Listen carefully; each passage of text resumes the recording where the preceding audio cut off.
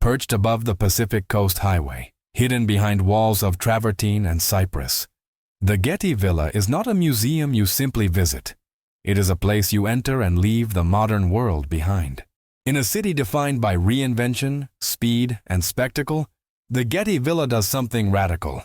It stops time.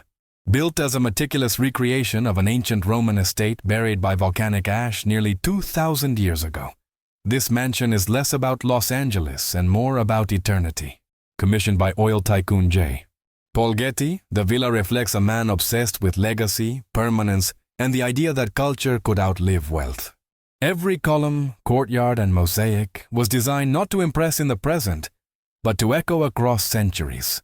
Here, architecture becomes philosophy. Gardens are arguments. Light is choreography. Silence is intentional. Nothing is accidental. What makes the Getty Villa truly fascinating is not only what it displays, but what it represents. It is a collision between ancient civilization and modern ambition, between California's fragile landscape and Rome's monumental ideals. It is a stage where mythology, power, art, and controversy intersect, from priceless antiquities and archaeological ethics to wildfire survival and psychological immersion. In this video, we will uncover the hidden ideas, forgotten stories, and carefully engineered illusions that transform the Getty Villa into one of the most intellectually ambitious mansions ever built. In the United States, this is not just a story about architecture. It is a story about how humanity tries to defeat time itself. The Getty Villa is often described as a Roman-inspired mansion, but this description barely scratches the surface. In reality, the villa is one of the most ambitious architectural recreations ever attempted in the United States. It is not loosely inspired by ancient Rome. It is systematically modeled after a specific Roman estate, the Villa dei Papiri, a luxurious seaside residence buried under volcanic ash during the eruption of Mount Vesuvius in 79 AD. What makes this extraordinary is that the original Villa dei Papiri has never been fully excavated. Much of what we know about it comes from 18th century tunnel excavations and modern archaeological speculation. J. Paul Getty chose to build a physical interpretation of a place that exists only partially in history, turning fragments, floor plans, and educated guesses into a complete, walkable environment. In doing so, the Getty Villa does not merely copy the past, it reconstructs a lost world.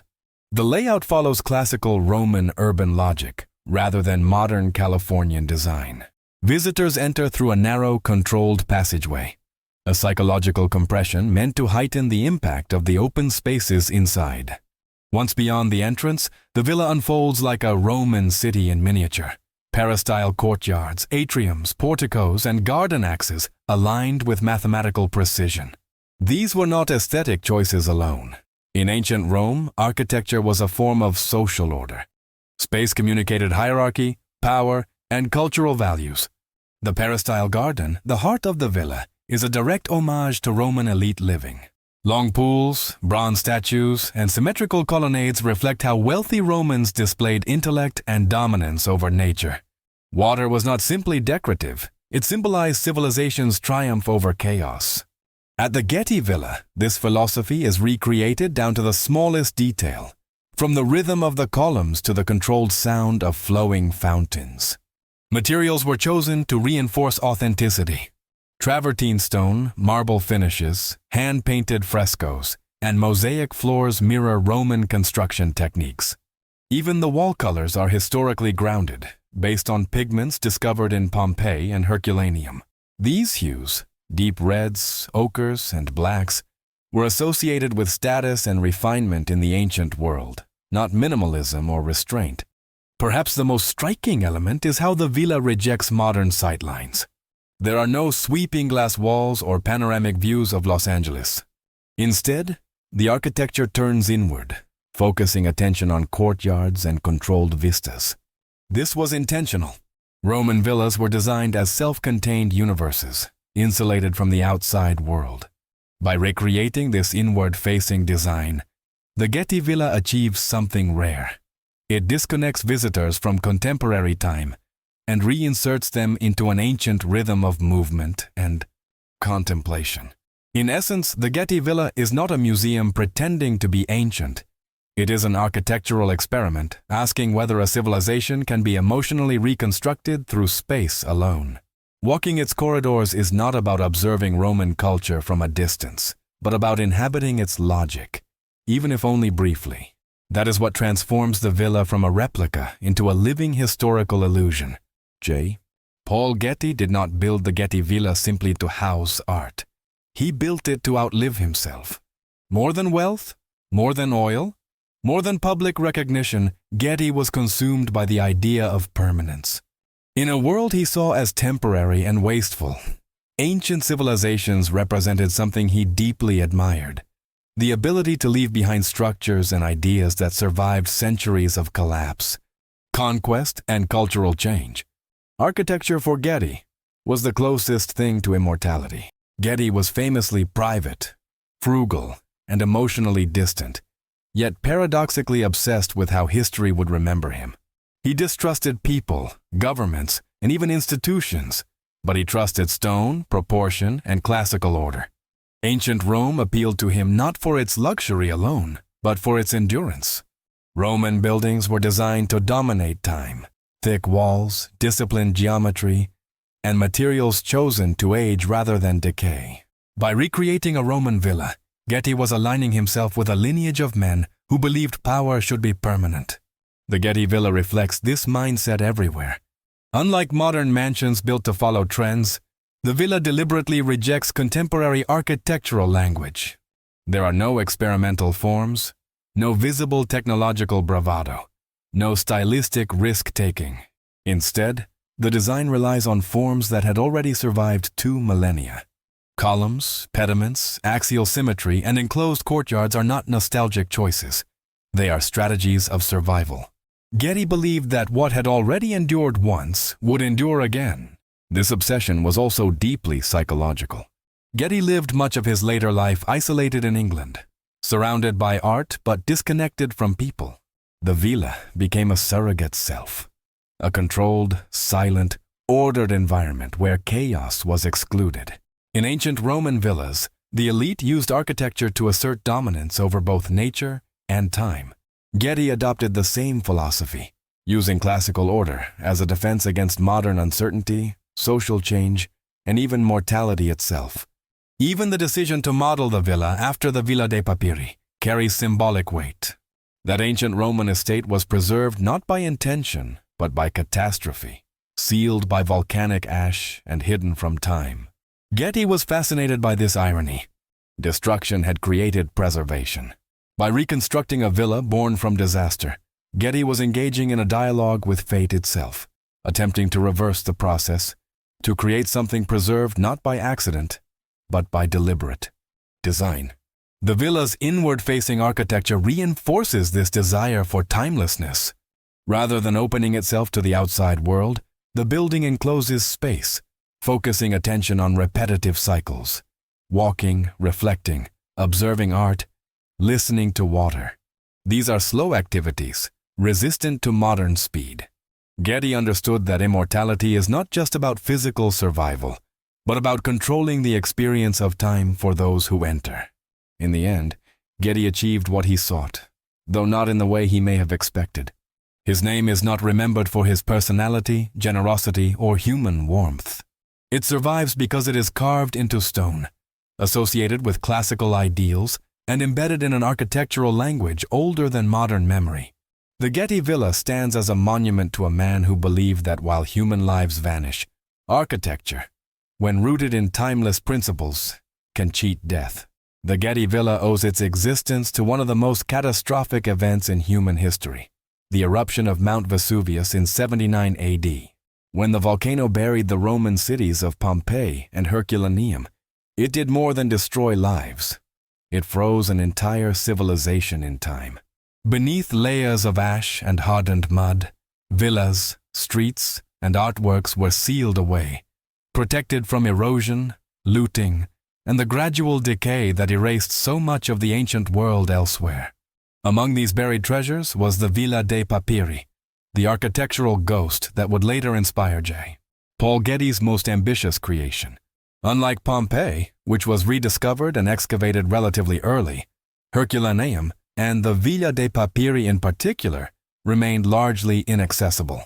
Early explorers in the 18th century dug narrow tunnels through hardened volcanic material, extracting statues, columns, and scrolls without fully revealing the structure itself.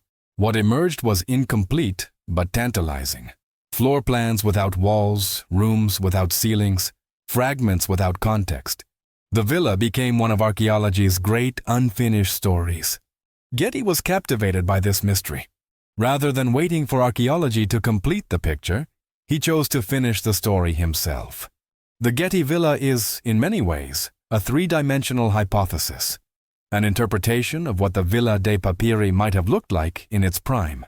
Architects and scholars worked from surviving measurements, ancient Roman architectural principles, and comparative villas to extrapolate a believable whole from incomplete evidence. The result is not a replica in the strictest sense, but a carefully reasoned reconstruction. This act of rebuilding something destroyed by nature carries powerful symbolism. The ancient villa was entombed by fire and ash. The modern villa rises in a landscape equally threatened by natural forces. Southern California is a region defined by earthquakes, wildfires, landslides, and drought. A reminder that civilization here, like ancient Rome, exists on unstable ground. By resurrecting a structure born from disaster, the Getty Villa becomes a dialogue between past and present catastrophes. Inside the villa, the influence of volcanic preservation is visible everywhere. Many of the artworks displayed, sculptures, mosaics, vessels, survived precisely because they were buried. The villa's architecture frames these objects not as isolated museum pieces, but as survivors of a violent interruption in history. They are not relics of a distant past, they are witnesses. There is also a philosophical layer to this reconstruction. Volcanic ash preserved the Villa dei Papiri by accident, but the Getty Villa preserves memory by intention. It represents humanity's refusal to let destruction have the final word. By transforming archaeological fragments into lived space, the villa restores context, scale, and meaning to objects that would otherwise remain silent. Walking through the Getty Villa, visitors are not just observing Roman history. They are moving through a world that once disappeared overnight. The columns, pools, and courtyards echo with the knowledge that civilization can vanish instantly, yet also be reborn centuries later through knowledge, obsession, and imagination.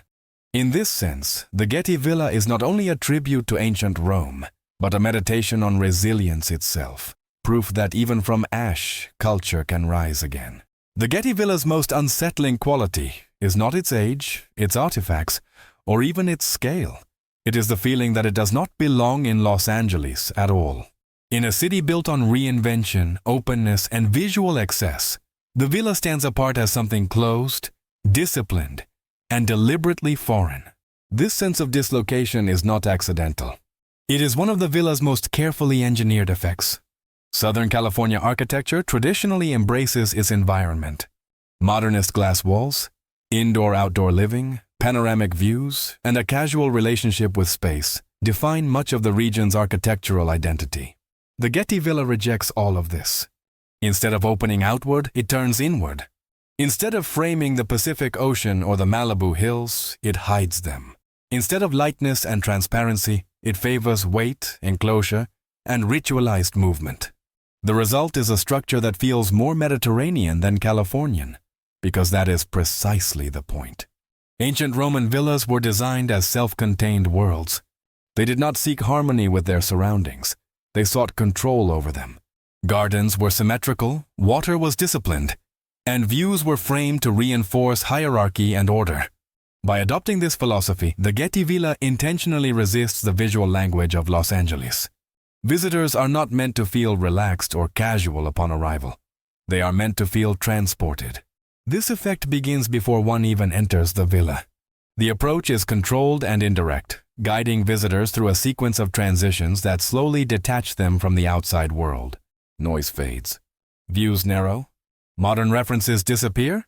By the time the central courtyard opens before them, the psychological shift has already occurred. This is not Los Angeles anymore. It is an invented Rome. The villa's materials reinforce this alien quality. Stone walls absorb light rather than reflect it. Colors are dense, mineral, and historically grounded, far removed from California's sun-bleached palette. Even the acoustics are different. Footsteps echo, fountains murmur, and silence feels intentional. These sensory cues work together to erase modern context and replace it with ancient rhythm. There is also an ideological reason for this architectural estrangement. J. Paul Getty believed that modern culture was fleeting, unstable, and overly concerned with novelty. By creating a space that felt deliberately out of sync with its location, he was making a statement. True culture is not regional or temporary. It is timeless. The villa's refusal to assimilate into Los Angeles becomes an act of cultural resistance. Ironically, this very refusal is what makes the Getty Villa so powerful. In a city saturated with spectacle, the villa's restraint becomes its drama. In a landscape built on speed, its slowness feels radical. The discomfort of not belonging forces visitors to become aware of space, movement, and time in ways that modern architecture rarely demands. Ultimately, the Getty Villa's un-Californian nature is its greatest success. It is not trying to be part of Los Angeles. It is trying to overwrite it, if only temporarily. For the duration of a visit, the modern world recedes, and an ancient one takes its place. That sensation of dislocation is not a flaw. It is the villa fulfilling its deepest purpose. At the Getty Villa, the gardens are not decoration. They are arguments. In ancient Rome, gardens were intellectual spaces, designed to express ideas about power, order, and humanity's relationship with nature. J. Paul Getty understood this deeply, and the villa's landscapes were conceived not as leisure areas, but as living demonstrations of classical philosophy made visible through plants, water, and geometry.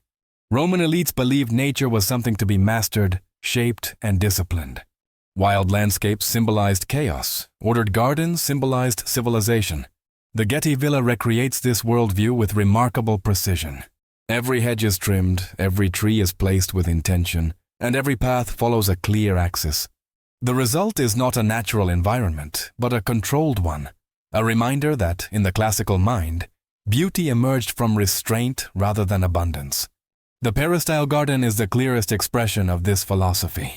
Long, narrow, reflecting pools stretch across the courtyard, flanked by symmetrical plantings and bronze statues inspired by ancient originals. Water flows in a measured, continuous rhythm, reinforcing the Roman belief that controlled movement, whether of people, water, or ideas, reflects moral order. The garden does not invite wandering, it guides it. Plant selection plays a symbolic role as well. Many of the species used, including bay laurel, olive trees, and cypress, were loaded with meaning in the ancient world. Laurel symbolized victory and intellectual achievement. Olives represented peace, longevity, and prosperity. Cypress, often associated with eternity and the afterlife, subtly reinforces the villa's overarching obsession with permanence. These are not random horticultural choices, they are visual language. Roman gardens were also spaces of contemplation. Philosophers, poets, and statesmen used them for discussion and reflection, believing that structured environments encourage disciplined thought. The Getty Villa revives this tradition by creating transitional zones between architecture and nature. Porticos blur the boundary between indoors and outdoors, allowing visitors to observe the garden without being consumed by it. This distance is intentional. Nature is appreciated, but never allowed to dominate. Sound is another crucial element. The gentle, repetitive flow of fountains is not meant to be dramatic.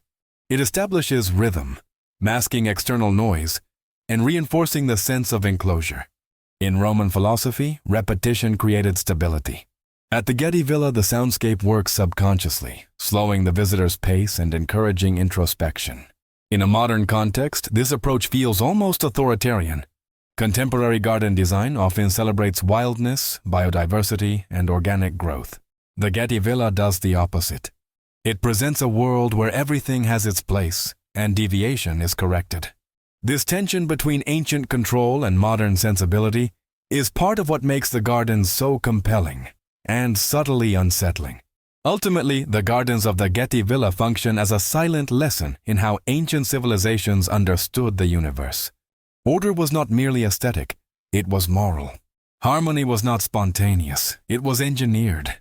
By walking these paths, visitors are not just enjoying a landscape, they are stepping into a worldview where beauty, power, and philosophy were inseparable. At first glance, the Getty Villa appears to be a faithful aesthetic recreation of ancient Rome. But beneath its surface lies a dense network of symbols that communicate power, belief, and cultural hierarchy. In the classical world, architecture was never neutral. Every column type, mosaic pattern, and spatial sequence carried meaning. The Getty Villa embraces this tradition, transforming its decorative elements into a silent language that rewards careful observation. The columns alone tell a story. The villa uses different classical orders, Doric, Ionic, and Corinthian, not interchangeably but strategically. In ancient Rome, these orders were associated with varying levels of refinement and authority. Doric columns, heavier and more restrained, suggested strength and discipline. Ionic columns introduced elegance and learning. Corinthian columns, ornate and elaborate, were reserved for spaces of wealth and high status. At the Getty Villa, these transitions subtly guide visitors through zones of increasing cultural and symbolic importance. Mosaics provide another layer of encoded meaning. Many of the floor designs replicate patterns found in Roman villas, but their placement is intentional. Entryways feature simpler geometric motifs, while more intimate or prestigious spaces display complex figurative scenes. In Roman society, floors communicated social hierarchy. The more intricate the mosaic, the more important the space. By recreating this logic, the Getty Villa teaches visitors how ancient Romans read architecture instinctively. Courtyards act as symbolic centers rather than empty spaces. The atrium, traditionally the heart of a Roman home, was a place of public reception and ancestral display. At the Getty Villa, the arrangement of statues and water features mirrors this role, transforming open space into a declaration of lineage and cultural authority. Mythological figures appear not as decoration, but as moral signposts, gods and heroes representing intellect, power, discipline, and virtue. Even spatial alignment carries symbolic weight. Axial symmetry reinforces the Roman belief in cosmic order. Long sightlines create visual dominance, subtly placing the viewer within a system governed by balance and proportion. Nothing is skewed, random, or accidental. This architectural predictability creates psychological comfort while simultaneously asserting control, a hallmark of Roman elite design. The villa's wall paintings further deepen the symbolic narrative. Fresco styles replicate Roman techniques that used illusion to expand space and suggest abundance. Painted columns, imaginary landscapes, and architectural illusions communicate wealth without excess, sophistication without chaos.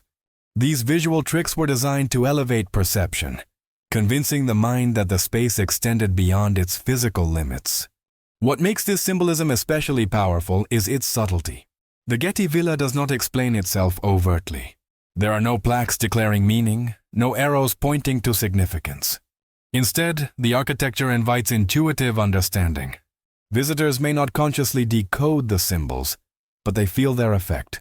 A sense of order, authority, and continuity with an ancient worldview. In this way, the Getty Villa functions as a cultural translation device. It converts abstract Roman values into physical experience. Columns become statements. Floors become social maps.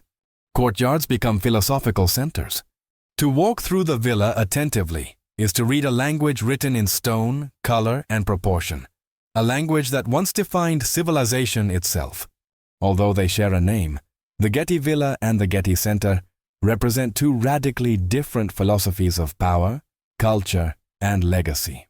Together, they form a revealing portrait of how wealth can express itself through architecture, not just in style, but in ideology. Where the villa looks backward toward antiquity, the Getty Center looks outward toward the future. Their contrast is deliberate and deeply symbolic. The Getty Villa embodies power through continuity. Its authority comes from alignment with ancient civilizations that have already passed the test of time. By recreating Roman architecture, the villa claims legitimacy through inheritance. It suggests that true cultural power is not invented, but adopted, refined, and preserved. This is a worldview rooted in tradition, hierarchy, and permanence. The Getty Center, by contrast, represents power through innovation. Perched atop a hill, composed of modernist forms, glass, and steel, it announces transparency, openness, and progress. Its architecture emphasizes views, light, and movement, a celebration of modern technology and intellectual exchange. Where the villa encloses space, the center liberates it. This contrast reflects a broader historical shift. Ancient and classical power relied on exclusivity and control. Modern power often relies on visibility and accessibility. The Getty Villa hides behind walls, revealing itself gradually. The Getty Center declares itself from afar, visible across Los Angeles. One demands initiation, the other invites participation. There is also a psychological difference in how each space treats the visitor. At the villa, movement is guided, ritualized, and inward-facing. Visitors adapt themselves to the architecture. At the Getty Center, architecture adapts to the visitor. Elevators, open plazas, panoramic walkways encourage exploration and choice. These are two opposing philosophies of authority, command versus collaboration. Interestingly, this duality also reflects the evolution of the Getty legacy itself. J. Paul Getty personally shaped the villa as an expression of his own worldview. Disciplined, suspicious of modernity, and obsessed with historical legitimacy. The Getty Center, completed after his death, reflects an institutional mindset rather than a personal one. It speaks the language of global culture, research, and public engagement rather than individual obsession. Despite their differences, the two sites are not in conflict. Instead, they form a dialogue across time. The villa reminds visitors where Western cultural ideals originated. The center explores how those ideals evolve. Together, they suggest that power is not static. It shifts forms, aesthetics, and strategies as civilizations change. In this sense, the Getty institutions mirror Rome itself. Ancient Rome absorbed Greek culture while projecting its own authority. Modern Los Angeles absorbs global culture while redefining its identity. The villa and the center are architectural metaphors for this process. One preserves the roots. The other extends the branches. Ultimately, the Getty Villa and the Getty Center demonstrate that architecture is never just about buildings. It is about how societies define legitimacy, authority, and cultural memory. Through these two contrasting spaces, the Getty legacy reveals a sophisticated understanding of power, one that spans centuries, styles, and worldviews. The Getty Villa's relationship with destruction did not end in ancient Rome. In the modern era, it has faced its own existential threat: California wildfires. Perched between the Malibu Hills and the Pacific Coast Highway, the villa exists in one of the most fire-prone landscapes in the United States. The irony is striking. A structure inspired by a civilization destroyed by natural catastrophe now stands in constant tension with another. Wildfires are not an abstract risk here. They are seasonal, unpredictable, and increasingly severe. In multiple fire events, flames have crept dangerously close to the villa's perimeter, turning its manicured gardens and stone courtyards into a front line between preservation and annihilation. During these moments, the villa ceases to be a museum and becomes a fortress, a modern test of ancient architectural resilience. What saved the Getty Villa was not luck alone, but design. Classical architecture, often perceived as fragile or ornamental, proved unexpectedly durable. Stone construction, enclosed courtyards, limited wooden elements, and defensible landscaping all contributed to the villa's survival. In ancient Rome, villas were often built to withstand siege, fire, and decay. Those same principles now protect the Getty Villa against a very modern enemy. The institution also implemented advanced fire prevention strategies that operate quietly behind the scenes. Vegetation is meticulously managed to reduce fuel. Emergency protocols are rehearsed. Artworks can be rapidly secured or evacuated. Water systems designed for aesthetic harmony double as emergency resources. This blend of ancient form and modern technology turns the villa into a hybrid entity, part archaeological dream, part disaster-ready stronghold. There is something deeply symbolic about this struggle. Fire destroyed the Villa dei Papiri, yet preserved it through burial. Fire now threatens the Getty Villa, but is kept at bay through vigilance and preparation. Destruction and preservation remain intertwined, just as they were 2,000 years ago. These near misses also force a reconsideration of what preservation truly means. Saving the Getty Villa is not only about protecting objects and architecture. It is about defending memory itself against an increasingly unstable climate. Each wildfire season becomes a reminder that cultural heritage is not timeless by default. It survives only through continuous effort. For visitors, this history adds an unspoken tension to the experience. The calm of the courtyards, the stillness of the pools, and the permanence suggested by stone all exist alongside the knowledge that everything here is vulnerable. The villa's survival is not guaranteed. It must be earned again and again. In this context, the Getty Villa becomes more than a recreation of the past. It becomes a living experiment in whether ancient ideals of durability can withstand modern environmental realities. Every fire season it survives reinforces its deeper narrative, that civilization is always one disaster away from erasure, and one act of preservation away from rebirth. The Getty Villa is not merely a space for displaying ancient art. It is designed as a theatrical environment, echoing how culture functioned in the Greek and Roman worlds. In antiquity, art was not isolated behind glass. It was lived, performed, debated, and embodied. The villa embraces this philosophy by functioning as a stage where the ancient world is not just observed, but momentarily revived. Central to this idea is the outdoor theater, modeled after ancient performance spaces where drama, poetry, and rhetoric were communal experiences. In classical societies, theater was not entertainment alone. It was civic education. Plays explored morality, power, fate, and human weakness. By hosting performances in a space inspired by these traditions, the Getty Villa reconnects art with its original social function. The architecture itself supports this theatrical intent. Colonnades frame views like prosceniums. Courtyards function as transitional scenes. Movement through the villa follows a deliberate sequence, much like acts in a play. Visitors become participants, their footsteps and pauses shaping the rhythm of the experience. In this sense, the villa does not just contain performances, it performs. Statues and artifacts are positioned to interact with space rather than dominate it. Sculptures are often encountered at angles, partially revealed through columns or across pools, creating moments of discovery. This staging mirrors ancient practices, where art was meant to surprise, provoke reflection, or command attention within a lived environment rather than a neutral gallery. Light plays a crucial role in this theatricality.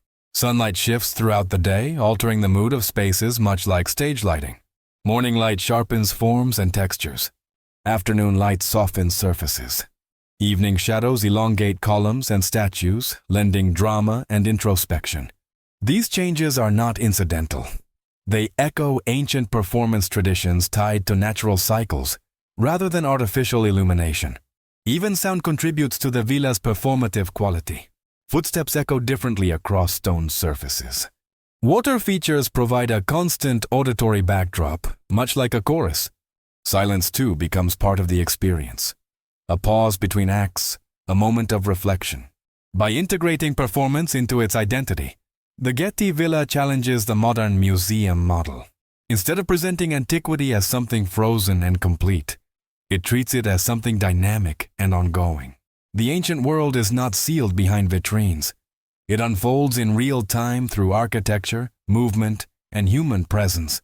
Ultimately, the villa's theatrical nature reinforces its deepest ambition, to collapse the distance between past and present.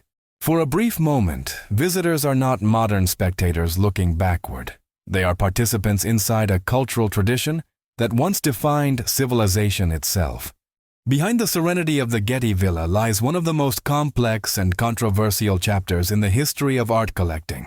The villa's antiquities collection, admired for its beauty and scholarly importance, is also intertwined with debates about ownership, cultural heritage, and the ethics of collecting the ancient past. This tension adds a layer of moral complexity to the villa's otherwise harmonious environment. For much of the 20th century, the international antiquities market operated in a legal and ethical gray zone. Ancient artifacts moved across borders with limited documentation, often removed from their original contexts through looting rather than excavation. J. Paul Getty collected aggressively during this period, driven by a belief that he was rescuing objects from neglect or destruction. However, what was once seen as preservation has since been re-evaluated through a modern ethical lens. Several high-profile cases brought scrutiny to the Getty's collection. Governments, particularly Italy and Greece, challenged the provenance of certain objects, arguing that they were removed illegally and represented stolen cultural heritage. These disputes forced museums worldwide, including the Getty, to confront uncomfortable questions. Who truly owns the past? Can private wealth legitimately house public history? And does preservation justify acquisition? The Getty Villa became a focal point in these debates because of its prominence and ambition. The very realism that made the villa convincing as a Roman environment also intensified criticism. Displaying artifacts in reconstructed ancient settings blurred the line between education and appropriation. Critics argued that while the villa recreated Roman space beautifully, it risked separating objects from their historical and geographical origins. In response, the Getty institution underwent a significant transformation. It strengthened its provenance research, returned contested artifacts, and adopted stricter acquisition policies. These actions did not erase the past, but they signaled an acknowledgement that cultural stewardship requires accountability. The villa's role shifted from collector to custodian, from possession to partnership with source countries and scholars. This evolution reshaped the villa's identity. Today, the artifacts are presented not as trophies of wealth, but as ambassadors of ancient cultures. Interpretive materials emphasize context, excavation history, and ethical considerations alongside aesthetic appreciation. Visitors are encouraged not only to admire beauty, but to reflect on how history is preserved and sometimes exploited. The controversy ultimately deepens the villa's narrative rather than diminishing it. It reveals that the ancient world, like the modern one, is shaped by power dynamics, conflict, and negotiation. The Getty Villa becomes a place where admiration coexists with accountability, and where the act of preservation itself is open to scrutiny. In confronting its own history, the Getty Villa demonstrates that cultural institutions are not static monuments. They evolve, question themselves, and adapt. This willingness to engage with ethical complexity may be one of the most modern qualities hidden within this ancient facade. At the Getty Villa, light is not merely illumination, it is architecture itself. Long before electricity, ancient Roman builders understood that light shaped perception, emotion, and hierarchy within space. J. Paul Getty insisted that the villa honor this ancient understanding, resulting in a structure where sunlight is choreographed with almost religious precision. Roman architecture relied on natural light to define time and ritual. The movement of the sun marked daily rhythms, social functions, and spiritual moments. The Getty Villa recreates this dynamic by aligning courtyards, corridors, and openings to capture light at specific angles. Morning light enters softly, inviting contemplation. Midday light sharpens textures and surfaces, emphasizing clarity and order. As the day fades, shadows lengthen, introducing introspection and stillness. The peristyle courtyards act as light wells, drawing the sun deep into the villa's interior. Unlike modern buildings that rely on artificial lighting to erase shadow, the villa embraces contrast. Brightness and darkness coexist, guiding movement and attention. Spaces of importance receive more light, while transitional areas remain subdued, a direct reflection of Roman spatial hierarchy.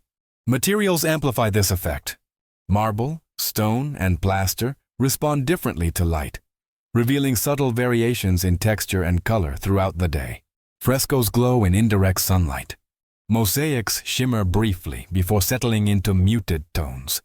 Even water features participate, reflecting and fragmenting light into constantly shifting patterns. Nothing here appears fixed. Everything is in dialogue with the sun. This treatment of light also carries symbolic meaning. In classical thought, light was associated with knowledge, reason, and divine order. Darkness represented chaos and the unknown. By carefully managing light, the Getty Villa reinforces ancient philosophical associations without ever stating them explicitly. Visitors feel the difference instinctively, moving toward illuminated spaces as if drawn by meaning itself. Modern museum design often prioritizes uniform visibility, but the Getty Villa resists this approach. Some objects emerge slowly from shadow, demanding patience and attention.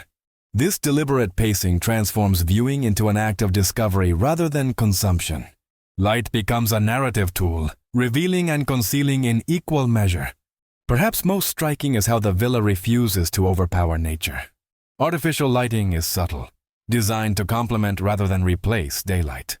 Evenings feel hushed, almost reverent. The building seems to rest, acknowledging limits rather than defying them. In doing so, the villa restores a relationship between architecture and the natural world that modern structures often ignore. By treating light as sacred, the Getty Villa reconnects visitors with an ancient rhythm of time and perception. It reminds us that before technology flattened experience into constant brightness, light itself was meaningful, a presence to be respected, studied, and revered. Within these walls, sunlight is not just seen, it is felt. One of the most frequently reported reactions from visitors to the Getty Villa is a strange psychological shift, a sensation that feels less like learning history and more like leaving the present. This reaction is not accidental. The villa was designed to function as a kind of architectural time machine, using space, rhythm, and sensory control to detach the mind from modern reality and reinsert it into an ancient one. Modern life is dominated by interruption, screens, signage, noise, and constant visual stimulation. The Getty Villa removes nearly all of this. There are no intrusive advertisements, no visible technology, and no open vistas reminding visitors of contemporary Los Angeles. Instead, the villa narrows attention. Walls close in, corridors slow movement, and courtyards reset perception. The brain, deprived of modern cues, begins to recalibrate. This effect mirrors how ancient Roman villas were experienced. These estates were retreats from civic chaos, designed to create mental distance from politics, commerce, and urban noise. By reconstructing this environment faithfully, the Getty Villa reproduces not just ancient architecture, but ancient mental states. Visitors do not simply observe Roman culture, they temporarily adopt its tempo. Time behaves differently inside the villa. Without clocks or obvious schedules, minutes lose their urgency. The repetition of columns, the steady sound of water, and the cyclical movement through courtyards create a sense of continuity rather than progression. This is a pre-industrial relationship with time, where experience is measured by movement and light rather than deadlines. Even the sequence of spaces contributes to this effect. There are no dramatic reveals meant to impress instantly. Instead, the villa unfolds gradually. Spaces resemble one another just enough to blur boundaries, creating a loop-like experience. Visitors often realize they have been inside far longer than expected, a hallmark of temporal dislocation. Artifacts themselves reinforce this sensation. Objects are not framed as relics from a distant past, but as functional elements within a lived environment. Cups, tools, statues, and decorative objects appear as if recently set down. The mind fills in gaps instinctively, imagining hands that once held them, voices that once echoed nearby. History becomes present tense. This immersive quality explains why the Getty Villa feels fundamentally different from most museums. It does not encourage rapid consumption of information. It encourages inhabitation. Visitors are not rushing to cover ground. They are drifting through a reconstructed reality. In an age obsessed with speed and novelty, the Getty Villa's ability to suspend time is quietly radical. It proves that architecture can still shape consciousness, slowing thought and deepening awareness. For a few hours, the present loosens its grip, and the ancient world breathes again. The Getty Villa appears solid, rational, and precisely measured. Yet much of what visitors experience is carefully constructed illusion. Ancient Roman architects understood that perception mattered more than accuracy, and the Getty Villa revives this tradition with remarkable discipline. What feels vast is often compact. What seems monumental is frequently strategic. The villa is not just built, it is orchestrated. One of the most effective illusions lies in scale. Courtyards feel expansive, yet they are proportioned just tightly enough to remain intimate. Columns are spaced to exaggerate distance. Walkways narrow and widen subtly, manipulating how the body perceives movement through space. These techniques were common in Roman villas, where architects used proportion rather than size to convey power. Perspective plays a crucial role. Long axial sightlines draw the eye forward, creating a sense of inevitability and depth. Pools reflect columns and sky, doubling visual information and suggesting greater openness than actually exists. Statues placed at focal points anchor the gaze, preventing awareness of enclosure. The mind fills in what the space implies rather than what it truly is. Height is another illusion. Ceilings are calibrated to feel generous without being overwhelming. In key spaces, vertical elements pull attention upward, creating psychological elevation. This subtle emphasis mirrors Roman beliefs about hierarchy. Higher spaces were associated with importance, authority, and intellect. Wall treatments reinforce these effects. Frescoes simulate architectural features that do not exist. Painted columns, false doorways, imagined landscapes. These visual tricks were not decorative excess. They were spatial tools. By extending perceived depth, they transformed rooms into idealized versions of themselves. The Getty Villa recreates these techniques faithfully, allowing illusion to coexist seamlessly with structure. Even symmetry participates in deception. Perfect balance creates predictability, and predictability breeds comfort. When the mind feels oriented, it stops questioning scale and boundary. Roman architects exploited this instinct, and the Getty Villa does the same. Visitors feel grounded, even as their perception is quietly guided. What makes these illusions powerful is their invisibility. There is no sense of manipulation.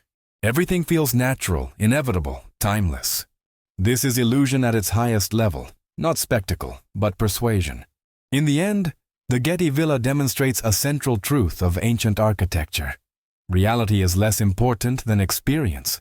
By shaping perception rather than space alone, the villa achieves a sense of grandeur that transcends physical dimensions.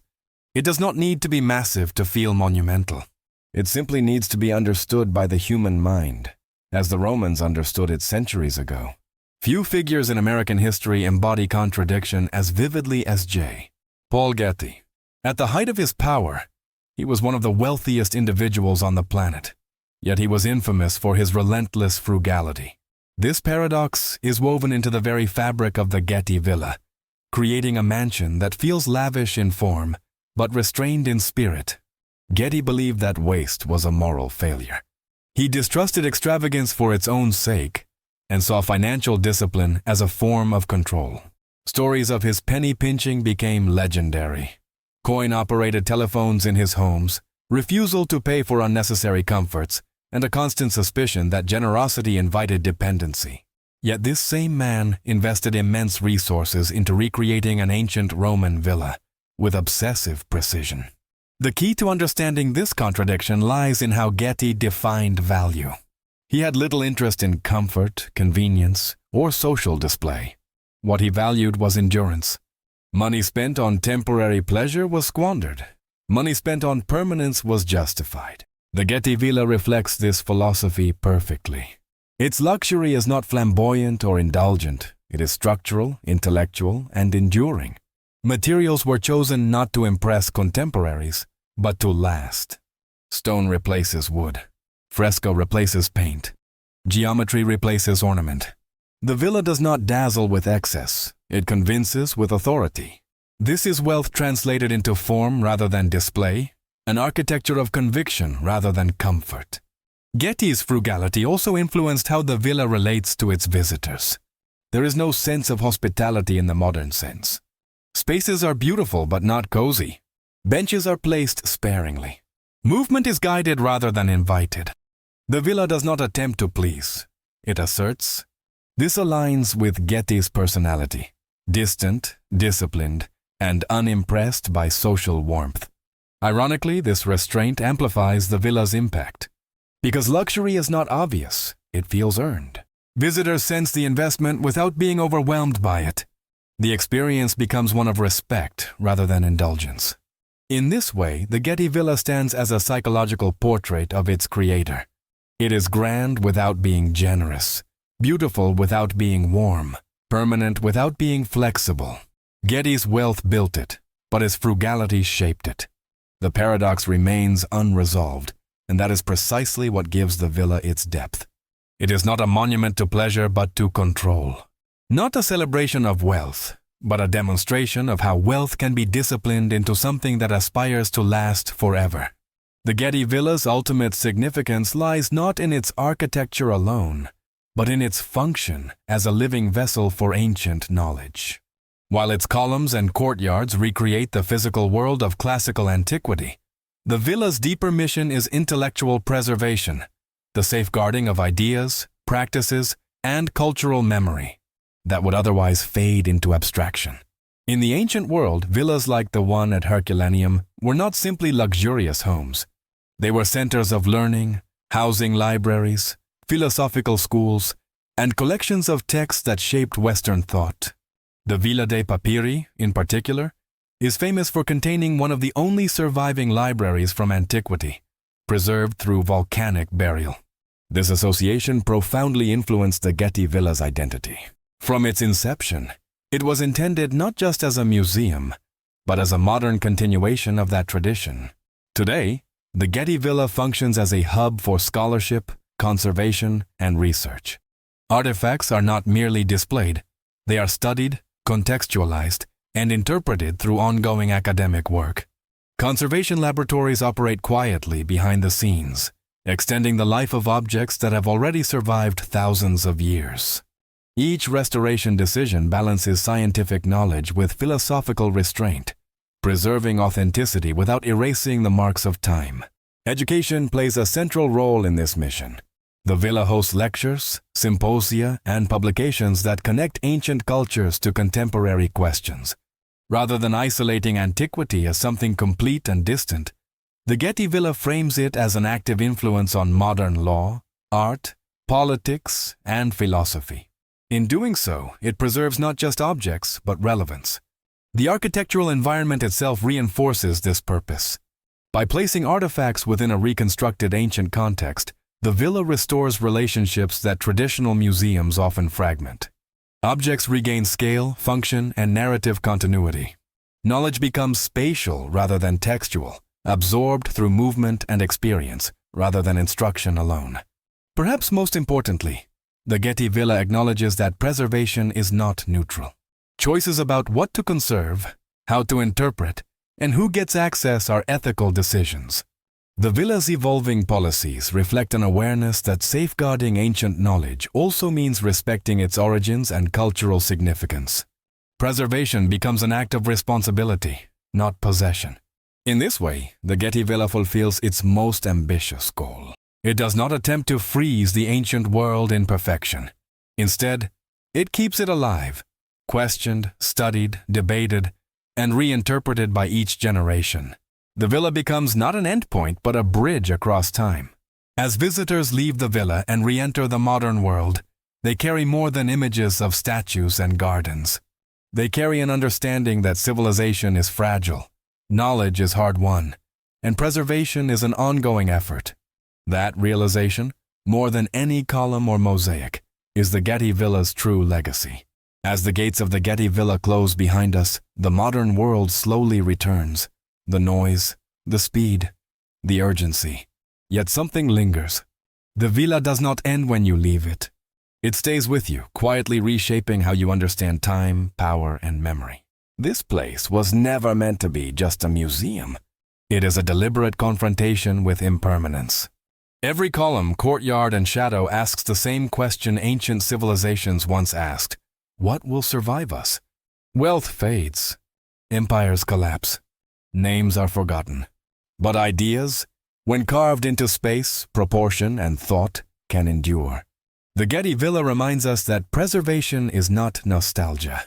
It is responsibility. The ancient world was not perfect, nor is our attempt to recreate it. But by studying it, questioning it, and walking through its remains, we refuse to let history dissolve into abstraction. We give it form again. We give it voice. In a city obsessed with the new, the Getty Villa stands as an act of defiance, proof that looking backward can be a radical act. It invites us to slow down, to listen, and to recognize that civilization is not built in moments of spectacle, but in centuries of accumulated thought. And perhaps that is the villa's quiet power. Not to impress, but to endure. Not to entertain, but to remind us that time can be challenged, not through speed, but through meaning. Beyond these walls, the present resumes. But for those who walk these courtyards, the ancient world never fully disappears.